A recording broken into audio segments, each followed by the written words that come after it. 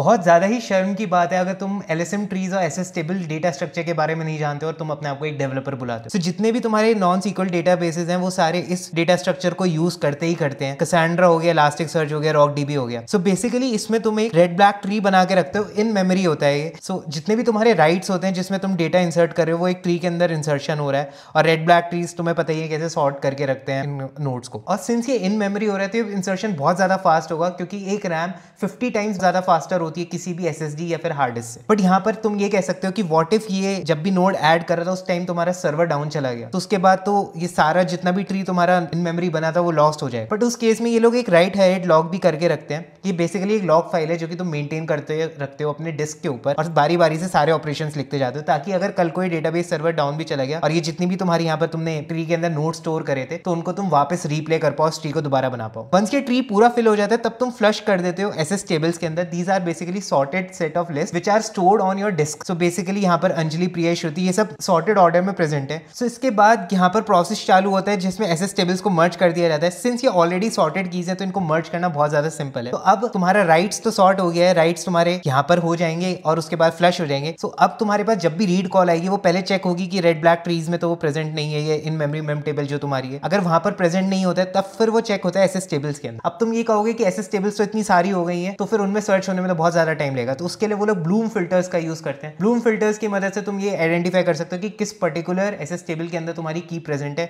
और वहां से डेटा रिटर्न कर सकते हो। So this particular data structure is used for those particular scenarios जहां पर तुम्हारा राइट हैवी सिस्टम है और तुम्हें बहुत ज्यादा राइट्स लिखवाने हैं और राइट थ्रूपुट बहुत ज्यादा हाई चाहिए कंपैरेटिवली रीड्स। तो कैसेंड्रा, इलास्टिक सर्च, रॉकडीबी सब इसको यूज करते हैं। बाकी let me know your thoughts in the comments. Bye.